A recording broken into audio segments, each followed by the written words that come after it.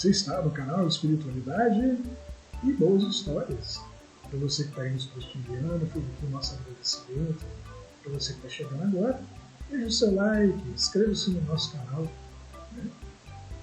Hoje eu vou contar para vocês uma boa história. A história chamada Mala Velha.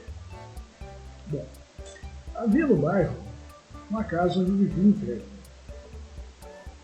Quando eu era pequeno, costumava ir lá com meus amigos, porque achava que o velho era um bruxo, a casa dele mal assombrada. Um dia, de tanta gente aprontar, fomos flagrados pelo velho. Eu pensei que iria jogar a gente num caldeirão e fazer da gente uma suculenta sopa de crianças traquinhas. Mas em vez disso, ele colocou a gente para dentro de casa e nos serviu um lanche delicioso, com direito a biscoito de chocolate, Coca-Cola, misto quente e bala de doce. Enquanto o velho esquentava os pães na chapa para fazer o misto quente, ele contando a história.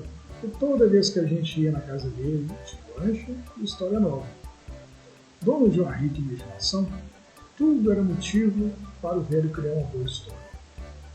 Lembro-me que o velho colocou um prato de sopa debaixo dos nossos narizes uma vez. E todo mundo fez cara de poucos amigos. Pois sopa a gente tinha em casa, né? E tínhamos a casa do velho como um lugar especial. Vendo que não havia agradado, o velho tirou uma história do bolso que funcionou como um delicioso tempero para a pobre sopa. Olha, meninada, não se deve julgar o livro pela capa. E eu tenho certeza que depois de provar a minha sopa, vão concordar comigo. Mas antes, permito-me contar o segredo da sopa que vão comer, pois nela acharão a essência deliciosa, uma receita centenária de minha família que eu vendei. O velho foi até a cozinha e voltou com 3 vidrinhos cheios. Ele esticou o braço e mostrou cada vidrinho a cada um de nós, como se neles houvesse uma poção mágica. Depois, abriu o primeiro e, antes de jogar um pouco do conteúdo dentro da panela fumegante de sopa, ele disse bem devagar, como um mago que revela um grande segredo aos seus pupilos. Isto aqui, gente, é um óleo misturado com o suor de uma mãe quando ela estava lutando para satisfazer uma necessidade do filho amado. E vocês bem sabem que não há poder maior no universo que a dor de mãe. Após de estampar o segundo vidrinho, o velho explicou. Nessa poção está presa um pouco da luz do sorriso de uma criança ingênua. A gente arregalou os olhos para o velho como se duvidássemos da palavra dele. Mas quem aqui ia ter coragem de dizer isso a ele, né? E como nos mantivemos calados, ele abriu o terceiro vidrinho. Esse aqui é a água do banho de um coelho assustado, porque ia ser comido por um dragão. Todos sentíamos vontade de ir, né? Mas como queríamos ver até onde ia a história do velho, seguramos o riso. Entretanto, um dos meus amigos acabou soltando. Dragões não existem. O velho encarou meu amigo que olhava para o velho de forma desafiadora, o que obrigou o velho a se virar para poder explicar de onde havia saído a poção mágica. Aí o velho falou o seguinte: de acordo com os ensinamentos da magia, todo bom mago, quando tem uma poção mágica nas mãos, tira um pouco dela e a mistura na água ou no óleo. E quando a água ou o óleo estão acabando, o mago volta a tirar um pouco do óleo da água impregnada com a poção mágica e mistura a uma quantidade maior de óleo de água. Ela acabando e assim a poção perdurará. Né? Um pouquinho, sempre deixa um restinho no fundo do vasilhame do óleo, que ele mistura dentro de um vasilhame cheio de óleo e de água. Né? Aí a poção vai passando, vai durando. Aí o menino virou, muito curioso, e falou assim: mas e o dragão? Os meninos fazem aquela pergunta, né? Aí o velho explicou: os dragões existiam até pouco tempo atrás. Eles foram criados pelos deuses para que o homem soubesse que o poder da natureza é maior que a vaidade do homem. Porém, como eram muito violentos, depois que os homens apelaram humildemente para os deuses, reclamando da devastação feita por aquelas feras aladas, os deuses prenderam eles dentro das mães. Aí o menino que estava que perguntava pensou um pouquinho. Lembrou-se da mãe puxando as orelhas dele para que tomasse banho e cuspindo fogo pela boca em forma de palavras incandescentes. Vem cá, menino, toma esse banho, moleque. Aí o menino balançou a cabeça, concordando com o velho. De fato, tem um dragão dentro da minha mãe. Estávamos ansiosos para saber que história era aquela que envolvia o amor de mãe, um dragão, o sorriso de uma criança e um coelho assustado. Com todas as atenções voltadas para ele, o velho disse: era uma vez um poderoso dragão que cuspia fogo e tinha asas enormes e dentes afiados. Com fome, ele saiu à caça. E quando estava lá no alto, sua visão perfeita revelou-lhe uma pequena casa, onde uma mulher usava um machado para cortar lenha, tendo uma criança ao lado dela brincando com um coelho. Pela minha cabeça, passava a cena descrita pelo velho, e logo vi que o dragão ia comer a mulher e o filho dela, e o coelho de sobremesa. E essa ideia empolgou a minha mente, enchendo de medo, quando me coloquei no lugar da pobre mulher. O velho então arregalou os olhos e fez com as mãos a imitação do dragão descendo do céu sobre a casa, fazendo um enorme sombra sobre a mulher, o filho e o coelho. Confesso que fiquei aterrorizado com a visão do dragão diante dos olhos da minha imaginação, com sua bocarra aberta, cuspindo fogo. Com a cara séria e amedrontadora, o velho continuou. O dragão pousou fazendo o chão tremer, mas mesmo assim a mulher pareceu não se importar. Curioso pela reação da mulher, ele falou para ela, né? Você não está com medo de mim, não? Aí a mulher falou assim: tenho medo de não dar conta de cumprir as minhas obrigações pela minha família e a minha casa. Aí o dragão retrucou: olha, eu estou com fome e você me parece muito apetitosa. Aí a mulher pensou um pouquinho e falou assim: se esperar, dragão, assim que eu acabar de rachar a lenha e pô-la no fogo, vou preparar algo para comermos. Aí o dragão riu, né? E tem um motivo melhor para esperar por esse seu tal algo para comer e não comer você agora mesmo. Aí a mulher falou com ele assim: não há nada mais delicioso do que a minha sopa, por causa dos meus temperos. Aí o dragão se viu assim, impressionado, e falou assim: que temperos são esses, mulher? Ela falou assim: suor de mãe amorosa, luz do sorriso de uma criança ingênua, tudo mexido com as patas do coelho. Ah, isso é bobagem, mulher. A mãe parou por um instante o que fazia quando viu que o menino havia esticado o bracinho para tocar o dragão. Aí ele virou para o dragão e falou assim: abaixe a cabeça, dragão, para que meu filho possa tocá-lo, pois assim ele sorrirá. Aí o dragão pensou: quem sabe essa história dessa mulher não é verdade, não é verdade? O dragão, meio sem jeito, porque nunca havia reverenciado uma criatura humana, acostumada a comê-las, inclinou a cabeça. O menino tocou-lhe a face grotesca e sorriu. E do sorriso dele saiu uma luz tão forte que obrigou o dragão a fechar os olhos. Mais do que depressa, a mãe entrou para dentro de casa e pegou um caldeirão com óleo. Voltou para fora o mais rápido que pôde e deixou que a mistura dentro do caldeirão fosse banhada pela luz do sorriso ingênuo do menino. O menino se voltou para a mãe, o dragão abriu os olhos e levantou a cabeça. Assim que o menino voltou para a mãe, a luz do sorriso desapareceu. Né? Aí o dragão não conseguiu abrir os olhos. Tonta, a fera começou a acreditar que talvez valesse a pena esperar pela sopa, né? Pois se comesse a cozinheira, poderia perder a melhor refeição que comeria na vida. A mulher, então, pegou o coelho e colocou na água morna, fazendo com que o bichinho ficasse com os olhos voltados para o dragão. E de tanto medo, os pés do coelho não paravam de mexer. Pronta a sopa, a mulher falou para o dragão se servir. E ele, de uma só vez, sorveu toda a sopa do caldeirão. O sabor era tão bom, mas tão bom, uma coisa tão maravilhosa, que o dragão disse para a mulher que não queria comer outra coisa na vida. A partir de então, sempre que tinha fome, o dragão batia a porta da casa da mulher. Ele preparava a deliciosa sopa. Porém, com o tempo, outros dragões ficaram sabendo da iguaria, até que todos os dragões passaram a procurar pela sopa da mulher. E quando a mulher morreu, todos os dragões também morreram de fome. pois eles não queriam comer nada diferente da sopa. Diante dos deuses, os espíritos dos dragões receberam as reclamações dos homens. E os deuses disseram a eles que, quando voltassem à carne, deveriam escolher viver sob a forma de um outro animal que lhes afinasse com a alma. Um deus sugeriu que se tornassem leões, por causa da coragem e da ferocidade. Outro, um elefante, devido à força e à autoridade. Mas os dragões quiseram ser uma mulher que nem a que fazia sopa. E os espíritos dos dragões passaram a viver nas mãos humanas, apesar da gente saber muito bem que um pouco desses espíritos vivem em toda mãe, seja humana ou não. As mães são bravas na defesa de seus filhos, são verdadeiros dragões e cuspem fogo, ou arregalam os olhos, veem o que os filhos estão fazendo. Né?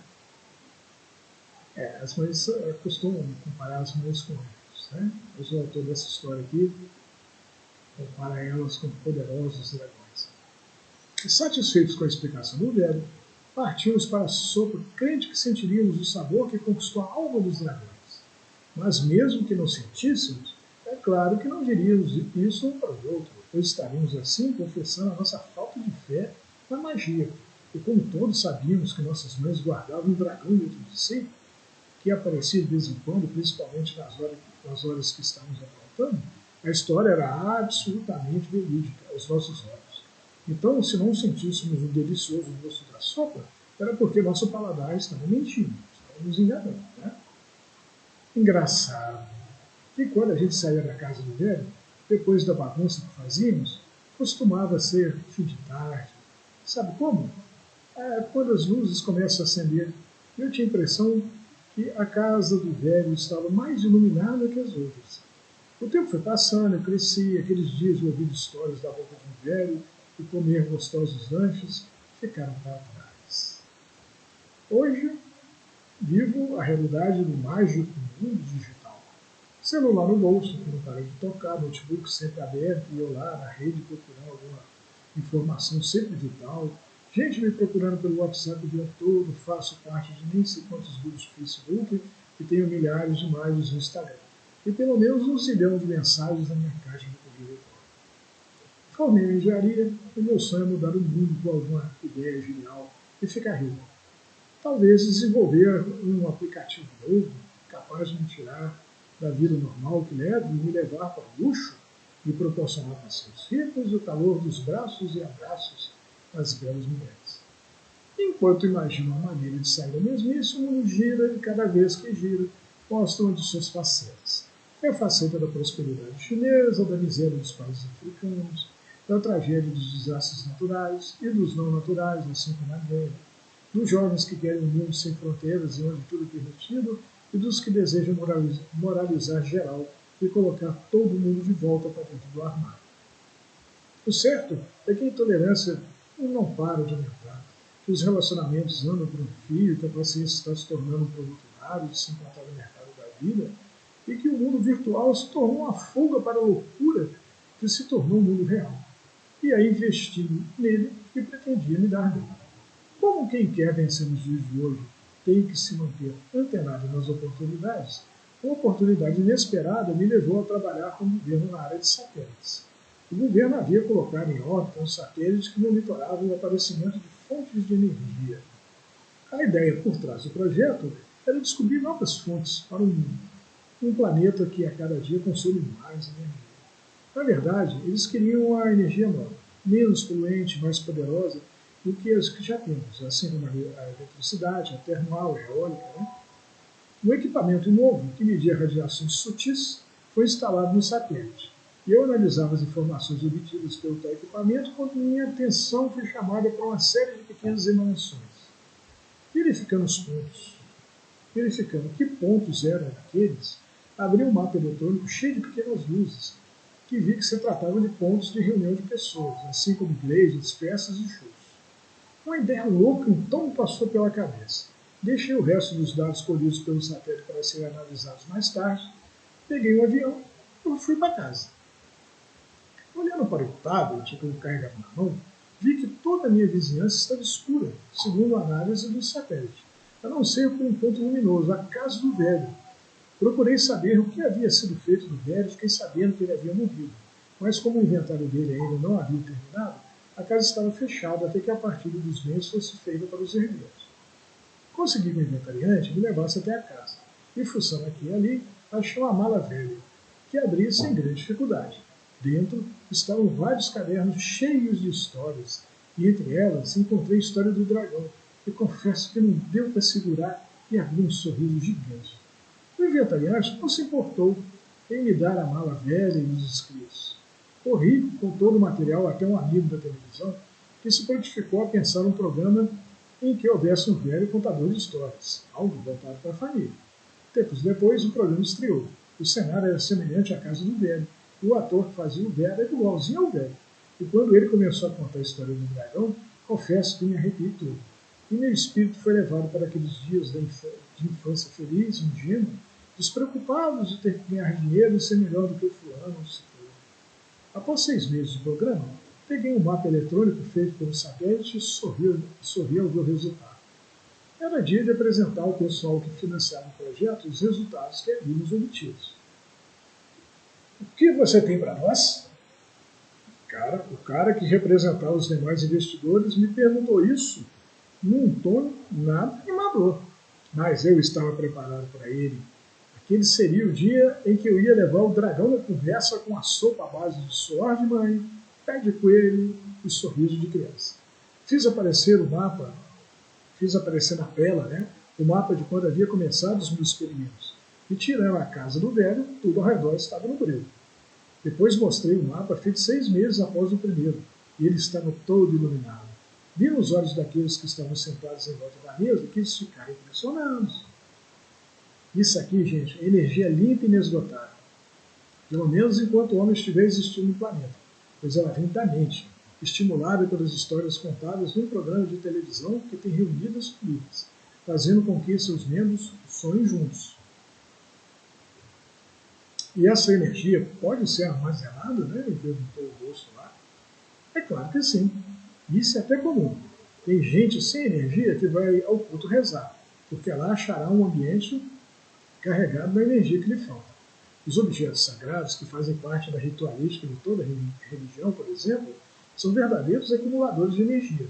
Toda vez que um devoto ora, carrega ou descarrega esses objetos de energia, dependendo se lhe sobra ou lhe falta energia. Por isso tem gente que só de tocar no batismo do padre ou na imagem do santo cura aquela dor de cabeça que não passava de jeito nenhum, pois a dor de cabeça é a falta de energia. E como os objetos alvos da atenção do doente estão cheios de energia, a atenção, que também pode ser chamada de oração, serve de ponte entre os objetos e o doente. E a energia escorre do objeto para o doente, fazendo a dor de cabeça passar. Caramba, o meu projeto foi tão bem sucedido que até a NASA, órgão americano responsável pelas viagens espaciais, veio me procurar. O próprio Bill Nelson, administrador da agência no atual governo Joe Biden, veio falar comigo. Ele participou como astronauta de uma das missões da Challenger em 1986. É claro que tirei a mão onde me dirigi a ele como se fossem velhos amigos. O que posso fazer por você, Bill? Ele me olhou com aquela cara de esses latinos espaçosos, são todos iguais, mas não deixou a peteca cair. Você descobriu uma energia nova que está sendo usada para fazer desde computadores até geladeiras funcionarem. Mas eu preciso de algo mais desafiador, algo que faça nossos foguetes atravessarem o cosmos. Sorria. Eu creio que tenho o que precisa. O americano me encarou como se não tivesse entendido. Me aproximei dele e lhe dei um tapinha nas costas. Amor, vamos usar a energia do amor. Gostaram da história? Que bela história, na verdade. A energia da imaginação, das boas histórias, foi usada nesse texto, esse texto mágico, para poder energizar geladeiros, computadores e outras coisas mais. E a energia que vai propulsionar nossas naves através do cosmos, a energia capaz de nos levar até as estrelas, é a energia do amor, é claro, é a energia mais poderosa que existe, é a energia que mantém a vida funcionando, os planetas circulando, os nossos átomos aí se mexendo, e a energia do amor é a energia da vida. Né? Bom, essa história é muito legal, não é verdade? Ela fala de quando as pessoas acreditavam que era possível a gente se sentar numa mesa e aí alguém de nós, nosso pai, nossa mãe, o irmão, né, contava uma boa história e a gente ficava ligadão lá ouvindo. Meu pai, caramba, meu pai há muito tempo já não está por aí. É só um espírito, né? Mas ele gostava de contar boas histórias, conta cada história legal. Até hoje eu me lembro disso, né? Até hoje. São ótimas lembranças. As histórias dele ficaram marcadas na minha alma. Né? E quando a gente está ligado, prestando atenção naquela história, né? As nossas energias estão direcionadas para a materialização dela. Né? Nós geramos uma energia que, quem sabe, essa energia ainda não vai ser usada, uma energia limpa, inesgotável, para poder fazer mover a nossa civilização. Né? E essa história também fala também do maior poder do universo, né? Que é o amor de mãe. Né? Mãe brava aquela, né? Uma mãe capaz de encarar um dragão, passar a conversa nele, e o sorriso, né? A luz do sorriso ingênuo da criança. Né? A criança não achou bonitinho botar a mão no dragão lá, né? A gente olhar para o dragão e vai ser correndo, claro. Né? O coelho, coitado, tremeu todo nas bases, né? Ele bateu tanto os pés que quase que transformou a sopa numa geleia. Né? De tanto medo que ele estava. Né? Então, são elementos mágicos um pouco diferentes daqueles que a gente tradicionalmente vê nas histórias. Né? Suor de mãe, amorosa, né? A luz do sorriso da criança inocente, né? A batida dos pés do coelho. E os meninos, depois de ouvir essa história, falaram, nossa, quer dizer que os dragões ficaram loucos pela sopa da mulher, então essa sopa deve ser uma maravilha, né? A sopa que levou os dragões à extinção, porque eles não quiseram comer mais nada depois disso. Os meninos mandaram ver na sopa, com toda certeza. E mesmo que ela não tivesse boa, já tinha valido a pena ouvir a história do velho. Né? Eles já haviam se encantado. E não é que no futuro, né, o rapaz que conta essa história, ele não usa, né, das histórias que ele ouviu, né, nos projetos dele. Né? Hoje em dia, mais do que nunca, né, se procura nos mercados, né, profissionais que têm imaginação, profissionais que gostam de ouvir, de viver e de criar boas histórias. Né? Que acham saída para situações aparentemente sem saída, né? Que inovam, né? Que têm a imaginação como um recurso que os diferencia dos outros. Né? Porque hoje nós vivemos num mundo onde a informação é disseminada, né? Em todo lugar você acha, então o que nos diferencia é a nossa capacidade de sonhar, de imaginar um mundo melhor e da gente criar meios de conseguir fazer esse mundo acontecer. Eu espero que você tenha curtido essa boa história. Né? Fique com Deus e até a nossa próxima boa história.